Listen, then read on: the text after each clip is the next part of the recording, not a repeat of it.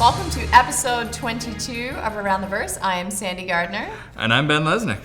Happy Thanksgiving. It is Thanksgiving right now to you watchers. It's Tuesday for us. Actually, it's Monday. Oh, God. It is Monday, and I, on Thursday, will be in London. So That sounds pretty cool. Oh, do you have any special plans there? No, I don't. I've got no friends. I need to find a couple of Americans there. Well, I know. Allie and I are cooking here. Anybody's welcome. Anybody's welcome? Are you sure? You might all host a gaggle of geese that show Okay, up to never your mind. house. Nobody's welcome. Yeah. Anniversary sale is live. Yes, so for the past 5 days or so, you've had access to a number of the limited edition packages and the Wave 2 ships. Hopefully there's something out there that folks are interested in. Speaking of buying ships, we hit 62 million and probably closing on 63. So that's a strong argument that there is something out there that people are interested in. It's always amazing when we hit these stretch goals.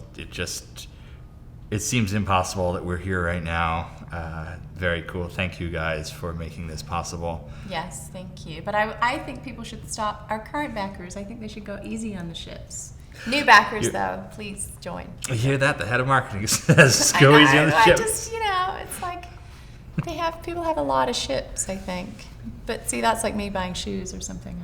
Or me I would buying just keep ships. buying shoes. Ships. No, but I do like my ships too. I have 11. 11, wow. So, 300 series is flyable for everybody. Yep, through tomorrow. Everybody can fly any 300 variant. We would love some feedback on the comparative flight models, the different stats we have for the different ships. We know that there are some missing hard points in there, but we will have them active and repaired soon with the next patch, I believe. And other than that, how are you guys liking the 300? What would you like to see different? And what else can we do? Let us know. $10 treat sales, stocking stuffers. We have notepads, the all-in-one notepads, and 3-inch men. 3-inch little gray men. There's the plastic figures. If you'd like one for your desk or spaceship, pick it up at the store for $10. And CS is backed up with tickets, so we won't be having any CS this week. We will be having some CS, but between the holiday and all the people writing in about the sale, you may be a little bit slow to get a reply, but we will get to you. Now it's time for news from around the verse.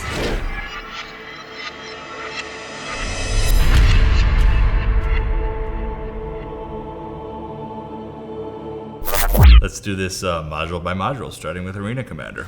A dynamic countermeasures camera is now being worked on. That's just one of the cinematic cameras we're putting into Arena Commander and ultimately the Persistent Universe and Squadron 42, of course. There'll be, a kill camera, a missile camera, tail view, and countermeasures camera. Single player Vandal Swarm now has 18 waves, and the Vandal are being rebalanced. If you're playing a Vandal Swarm today, it has 15 waves. We are working on making it even more challenging, adding some new threats in there, and we've done a lot of refactoring to the AI, so it's just going to keep getting tougher. Squadron 42, Mission 10 has entered white boxing. White boxing is the stage in the mission design where maybe we don't have all the ships ready in the engine, but we put the assets in. We, maybe this cube represents the destroyer that hasn't been finished yet. We just put it all together to see if it's still working as we intended. The conversation system has continued work, including a bubble functionality.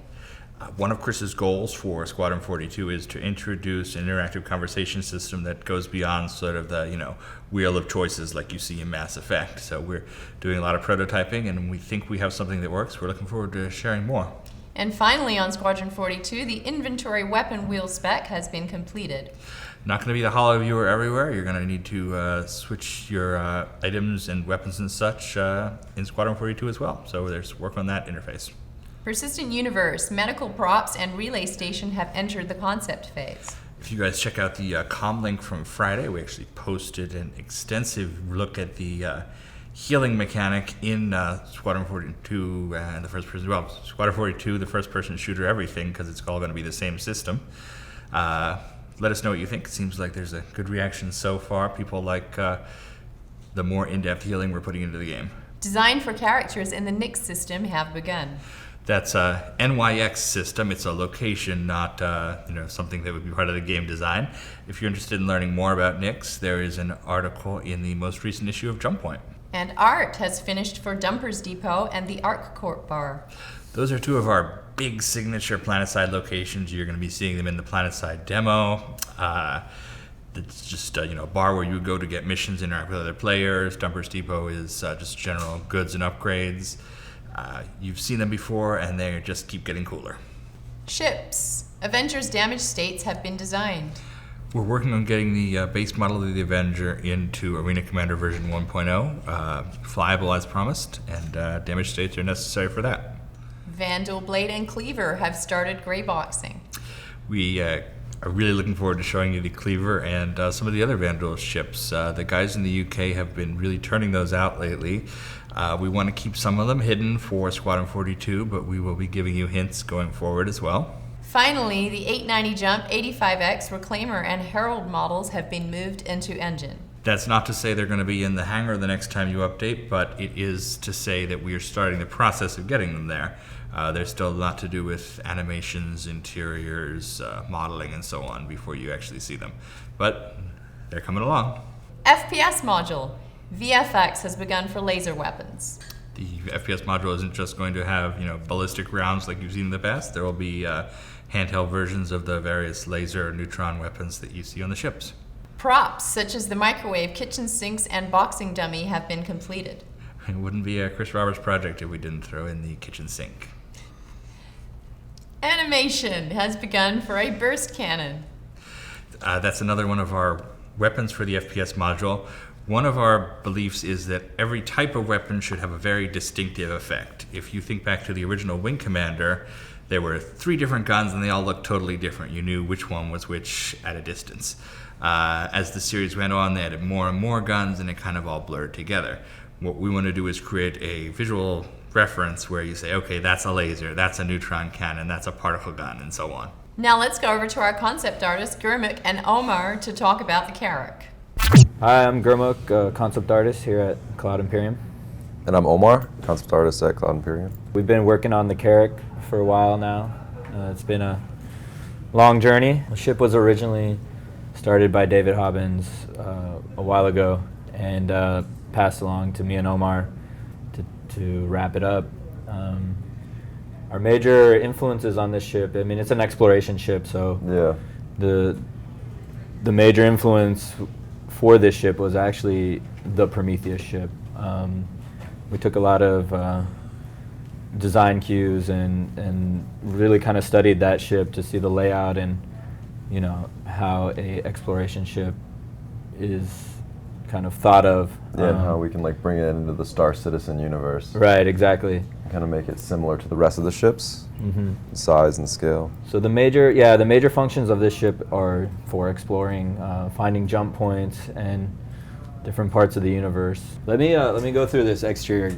All right, so in the front here we have a full glass canopy. Inside is a double-decker bridge, and the idea of this canopy is to provide minimal obstruction of your view in space. So basically, when you're the pilot in here, or you're in the mapping suite, and you are looking through the front windows, you have a very small frame that kind of tapers out very thin, so it's not blocking your view of what is going on out in outer space, and you're kind of feel like you're floating there, and you're actually not really in the ship. The whole idea is to feel like you're just kind of in space and experiencing that. But with the glass canopy, we also want to provide protection. So there's this garage door type shield that rolls out down tracks and covers up the majority of the glass. So if you're flying through a comet field or you're under attack, you have this extra armor that will come down and provide another layer of protection. And then on the nose here you have a large antenna array, and they're all for kind of helping to find jump point openings and help move your way through space. Then moving back, you have a docking collar so that you can link up with other ships. You have information systems, you have intakes, you have escape doors, and it all starts to get detailed out. You're going to have some drones, launching pads for your drones. In the back here, there's going to be a smaller scouting ship that comes with the Carrack, and this is where you're going to land the doors are going to open up and you're going to land your ship. Then you have these antenna arms that kind of extend out, and it's to help kind of stabilize your ship before you enter a jump point. So the antennas reach out and they kind of place you within the opening of the jump point so that you're entering it more in the center instead of, because once you get into these jump points, it's going to be a rough journey getting through to the end. And then on the ends here, on the wings, we got man turret on each side, and these are more for broadside attacks. So the ship's very long. If you have, if you're under attack, you know they're going to be attacking you mostly from the sides, and so those turrets are there for protection against that. On the bottom here, we have 3 modular pods that can be fitted as science stations, extra fuel tanks, potentially hold cargo, medical stations, and these are pods that detach from the ship. And then in the front here, there's going to be a ramp that comes down, and there's going to be a scientific rover in there for driving along the surface of new planets that you discover. And then in the back, we have 2 very large engines. So yeah, it's all meant for exploration and long travel. We started designing by we're trying to compile a spec sheet. Since we got such limited information in the very beginning, it was hard to kind of understand what the ship was doing, but as the project moved along, we were able to go to different departments inside the studio and actually figure out what does what, how things work, and what needs to be in the bridge of a ship. So what would you want essentially inside of an exploration ship, right? You'd want, obviously since it's a much larger ship, we decided to have 3 pilots essentially. Since it's also an exploration ship and we want to make it a little bit different than the other ships by making the view kind of almost the focal point. What's interesting about these seats is that they go all the way back and then they rotate because they have a track. So you get on the seat and then it brings you out so you're completely suspended, and then it'll rotate out. So it should give you a pretty amazing unobstructed view. You'd be able to turn off the HUD, I'd assume on the glass and all sorts of things. We knew we wanted it to be double-decker, but how is it gonna work? Like the ship is big, but it's also not like a house big. So how can we kind of make it industrial and functional and try to make the most out of our space? So we decided to go with some of these motifs where you don't see a lot of like bars and banisters, and trying to keep it as simple and as like unobstructed as possible. The view from the front of the ship, that's what's most important. Then I think what would be second was we knew we had to have a mapping table, and how was the mapping table going to work? Did it just project up? Did it project from the top down? And that's ended up what we kind of went for, was that it kind of creates this volume in between the top and the bottom, and there'd be like some sort of display. So yeah, and then you have access to certain systems like ventilation, water, and sorts of things by panels like this. Like if I hide that, you can actually see some of these things inside the ship. Like let's say a certain part of the ship is getting damaged and you need to make some repairs, you can probably repair it from here, or at least monitor to see what's occurring. And then we decided at the pretty later on that the ship's, if it's exploring, who knows what the environment's really gonna be like. So it might be quite a bumpy ride and there might not be seats enough for everybody in there. So we added these 2 kind of like flight attendant seats essentially. Yeah, so it's pretty much just designating like what goes on what floor and what makes an anvil ship. So to do that, we kind of just kept like a little bit harder angles on things that might be rounded, a little bit larger shapes, a little bit more industrial, but still cool looking and slightly simplified as not to distract from the main point of the ship, which is essentially the view. So we had decided to keep the upstairs kind of like the meeting room, the mapping table, the little catwalk that you have here where you would be able to project separate information on the glass.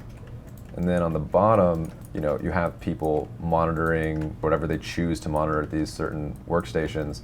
And at the very end, which is actually hidden right here, we have another monitor here that would be displaying all the information that maybe the main pilot sees. So everybody would actually know what's going on at what time by looking at this main monitor that sits in the back of the room. So you're never at a lack of any information. So you pretty much know what's happening at all times. And I'm sure as different mechanics of the game are implemented, these stations will adapt and change as well, maybe with eventually modular assets to help get more advanced and all sorts of stuff. And then, you know, like little bench and stuff for repairs in case something occurred and damaged inside the ship, and that can retract. And then we have storage as well. We pretty much have everything that you would need. And we ended up removing the, what was those Gurmuks? What are those things called? The escape pods slash beds, Yeah. you know, because they're one and the same. So we kicked those off the bridge just because there's a place to sleep, but the reason why we had them originally was because if the bridge is getting attacked, that's why you would want to get out as quickly as possible. I think it looks a lot nicer too, and becomes a little more functional, a little bit more homey, because you want a separate place to sleep and to work and to do all these things. So I'm actually really excited to work on the rest of the ship and how each component comes together and works as like a separate piece. Hey guys, thanks for checking out what we've been working on the Carrack, and I hope you enjoy it. See you around the verse. Enjoy. Cool interview. I'm sorry. Love that carrot, guys. The what? Oh, the carrot. I Yeah. thought you said carrot. Love Wow, that carrot. love that carrot. Let's see what Mark's up to in this week's Bug Smashers. Hey guys, welcome back to Bug Smashers. My name is Mark, and today we're going to be smashing some bugs. We're going to start with some collision bugs and maybe go over some frame rate issues as well. What you doing?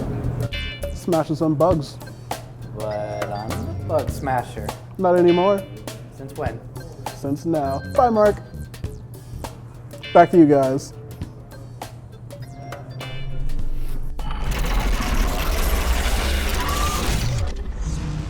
Bug smashers!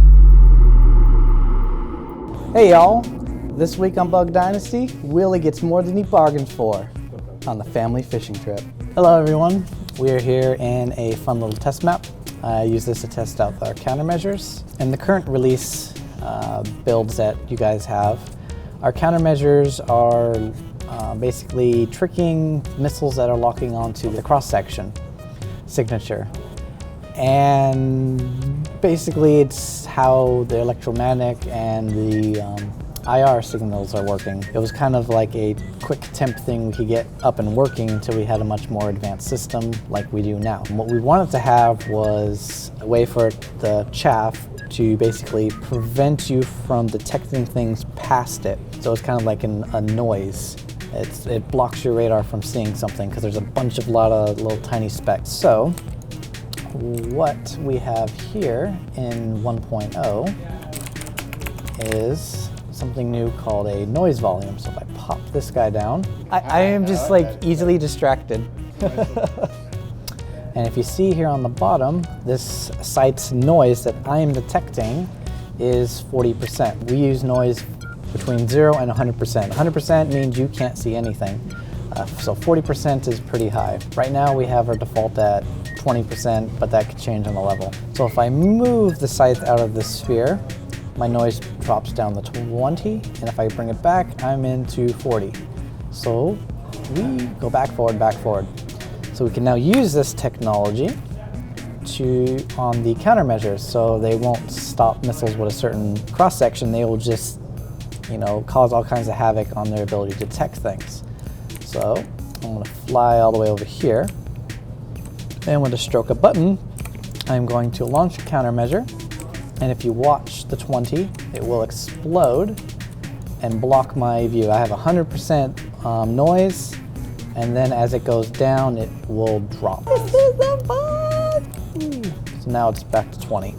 So if I fire again, and if I hold down my debug button, you can see what the noise value is. So we're at 100% noise. Whee! And if I drop out of physics mode, I could go into my little XML here, and I could change the noise from a designer point of view. Start off with, start off at 1, and then we'll keep it at that. So designers could when it first starts off, it's a lot and it dissipates, or it could ramp up and then disappear. I have it the later where it ramps up and then it will die down just for testing. But when designers get it, who knows what they're gonna do. But they can do some fun stuff. So I shoot it again, and then now I can't detect anything outside that box. Walk out.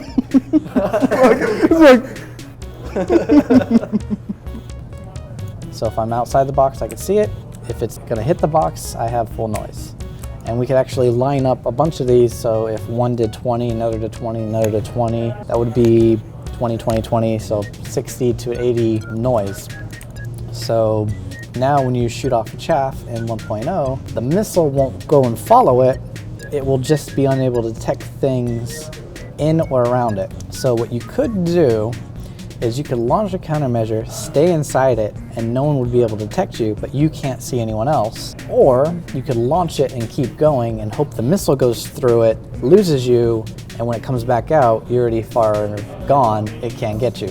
One day, I will get these lines correct. I love it. We'll add a little bit of interesting strategy.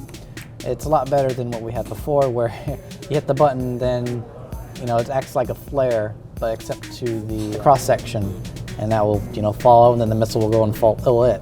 Now we have a collision for signatures, and that is going to be some interesting things for 1.0. Cheers. So, as you guys can see and play, when you launch out a chaff countermeasure, it will send out a signature same as flares, where the missile will go and track it instead of you.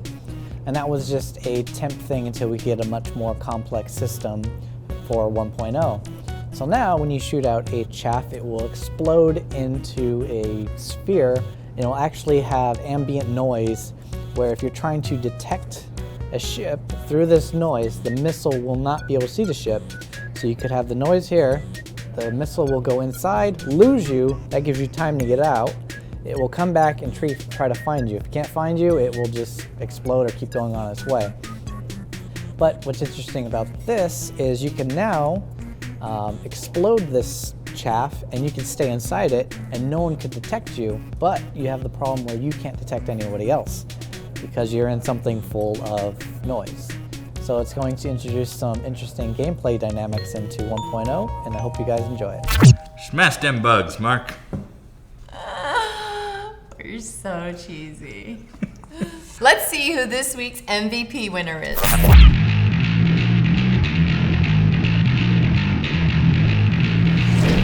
Hey everybody, I'm lead moderator Will here to bring you this week's MVP. This week's MVP goes to Hardy Hero for his thread Star Cards Org Edition. In this thread, he creates trading cards for organizations that include their nationality, their logo, and what they're focused on. And he does it for completely free. So if you're an organization and you want a cool trading item, be sure to check it out. So thank you very much, Hardy Hero, for this week's MVP. Good choice, Will. Over to you, James, who is interviewing associate concept artist Omar Aweidah. Thanks, guys. I'm here with Omar Aweidah. Omar, how you doing? I'm doing pretty good. Thanks for coming on. Of course. You excited?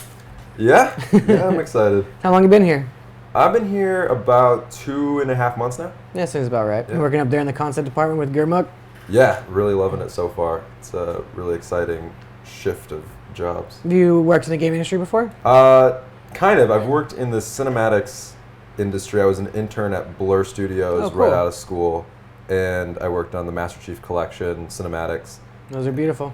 Yeah, it was a good, great, a really amazing team worked on that. After my internship, I got the job here.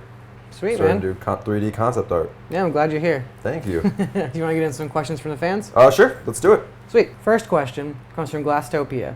If given the chance to concept and design a ship of any class or type, what class of ship would you want? I would definitely do a racer. A racer? I've been wanting to do a racing ship the entire time.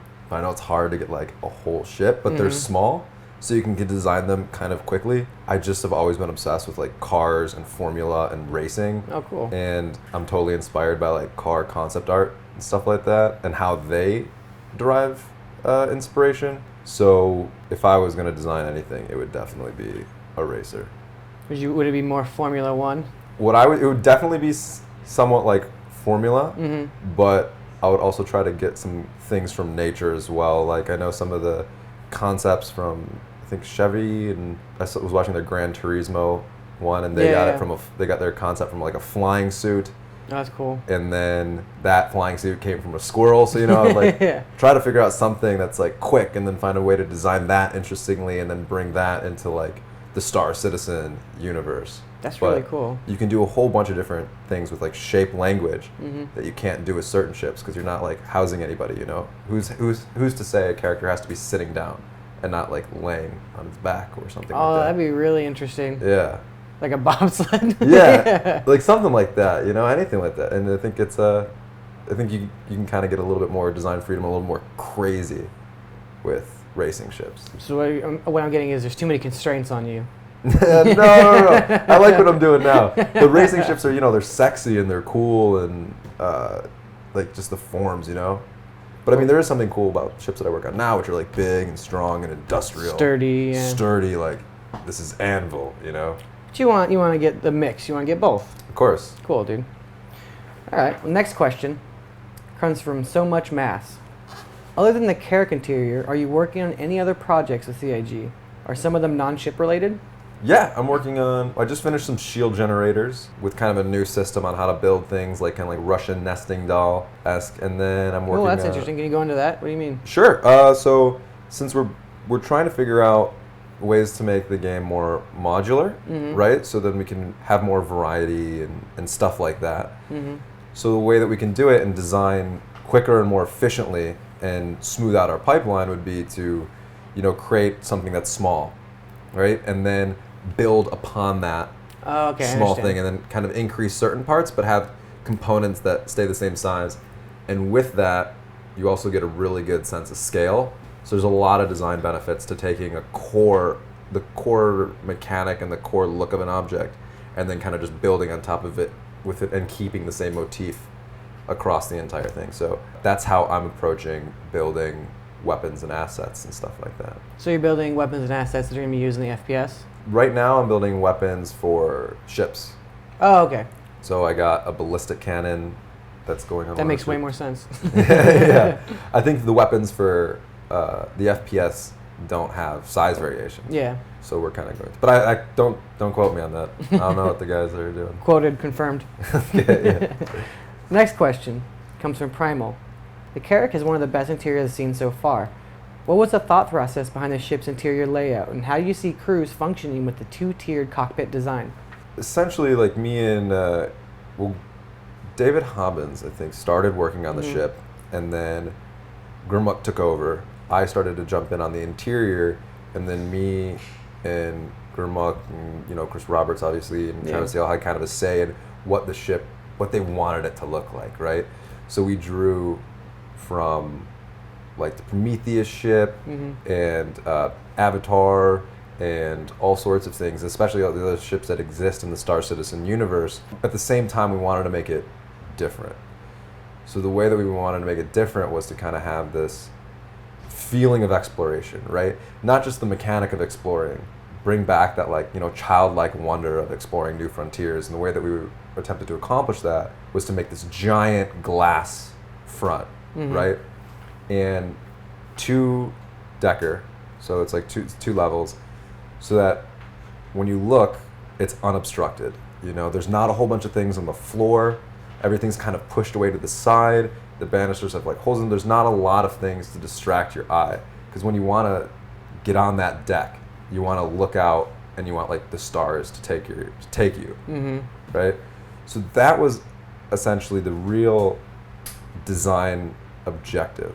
And then the rest of the motifs that we took and, you know, the rest of like design elements and form language that we used was driven from just like looking at reference and finding inspiration from other ships and looking at the design brief that we got, you know. But the design brief was really minimal, so it left it really open for us to get creative. Interesting. Yeah, that two-tiered cockpit's really kind of special to that ship right now, isn't it? Yeah, I mean, it's one of the few. I think there's a couple of ships in development. Maybe. I mean, I don't even know them. Yeah. I don't know. I have no idea what's in development. Yeah, and then I think the other, to answer the end of his question, you're saying how does it work? How do you feel crews functioning in that type of system? Well, we kind of created a unique solution to that problem, because how is everyone going to know what's going on all at the same time? Yeah. So we have different stations, 2 on the bottom, and then 1.5 on the top. Okay.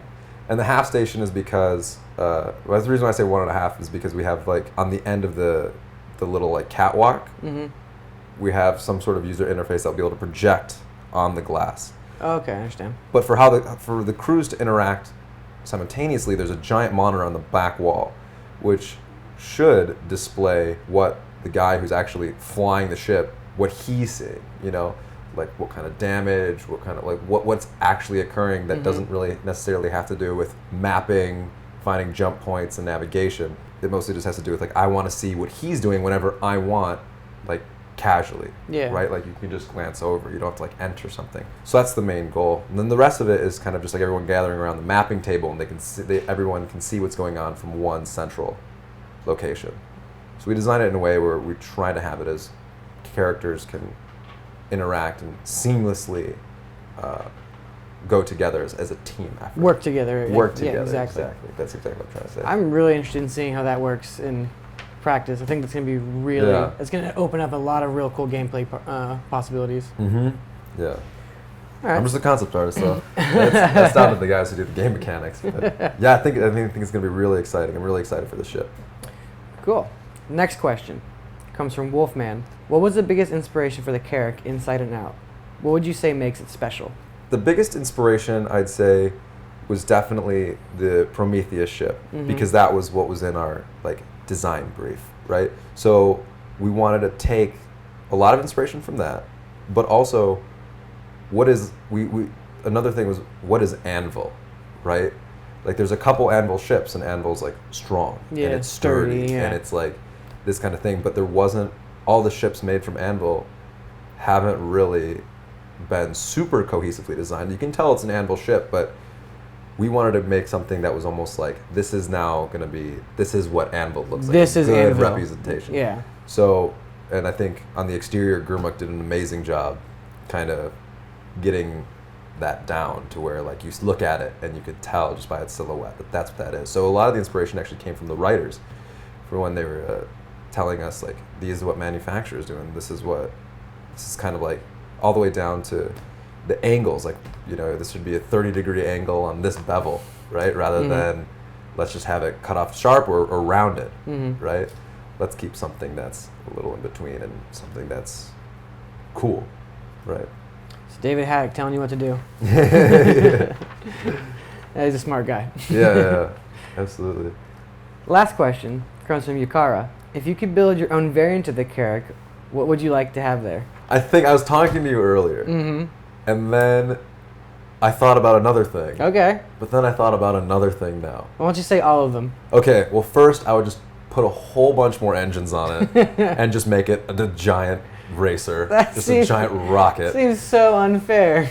Nah, it'd be amazing. I'd just be the fastest in the verse. Yeah, that versus an M50. I just take the engines that are already massive on the Carrack, and I just put them on top and on bottom and then on the sides. So just one giant engine? Yeah, I don't need to turn around. I don't need to navigate in space. Just rocket me. Then I thought about, you know, it's a big ship, so why not be a little bit Sith-like and just go and, like, take over aliens and have kind of like a prison ship. Just turn all the rooms into prison ship. That is interesting. Just turn them all into cells and just have like a flying prison, right?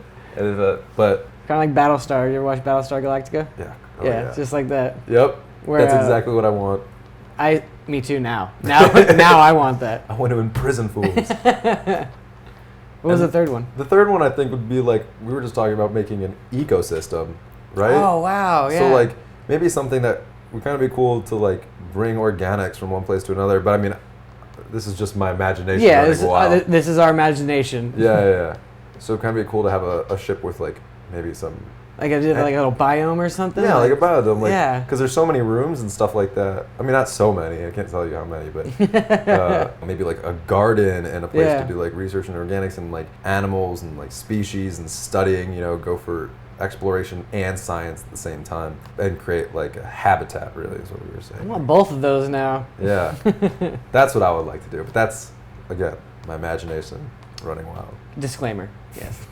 Well, thank you so much for coming on. Cool. It's been a pleasure having you. Thank you very much. And back to you guys. Good interview. Thanks, James. Really interesting.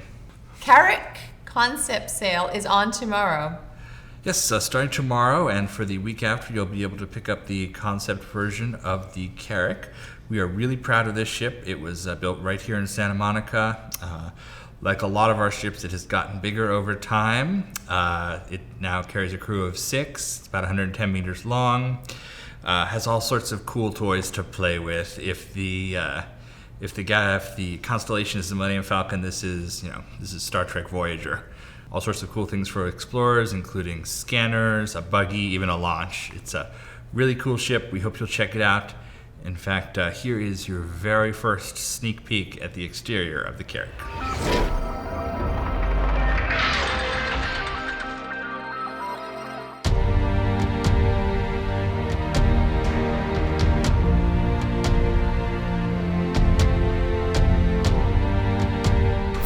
Ooh, that's very cool. Did you say ew? Ew! No, I said ooh. Oh, ooh, okay. Ooh, that's very cool. It is. It's very cool. Yeah, he's done a great job with that one. I look forward to seeing more. And it's not the only ship we're going to be selling tomorrow. As you may have heard, the Javelin Destroyer will be on offer starting tomorrow.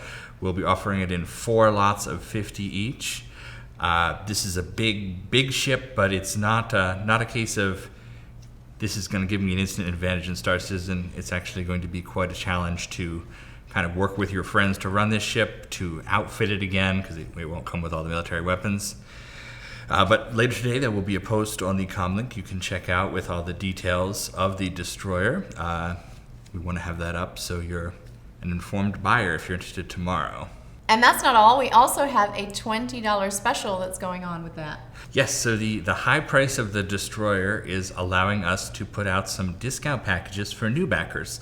We're making Auroras with Arena Commander ready for just $20. If you have a friend or a loved one who you think would be interested in Star Citizen, point them our way. This is probably about as cheap as you'll be able to get the game before launch. Yeah, if you're a newcomer on the fence, $20 is, I think, is... Yeah. It's worth it just to see content like this. Wait, But what? seriously, folks. Oh, I thought that was another sneak peek. I was like, okay, and No, we've no, got I was talking another about- sneak peek. I was talking about our awkward interactions. Ah, I think that just hit 11 on the awkward scale. Thank you. Oh my gosh. Thank you, everybody, for watching. Thank you to subscribers for making this possible. That's it for today's show. Yes, happy Thanksgiving to our American backers. Heck, happy Thanksgiving to everybody. Happy Thanksgiving to everybody, really. Yeah, even you. Yes, thank you. It's Thanks, all about guys. me. We will see you next week. See you next week. Around the verse. Around the verse.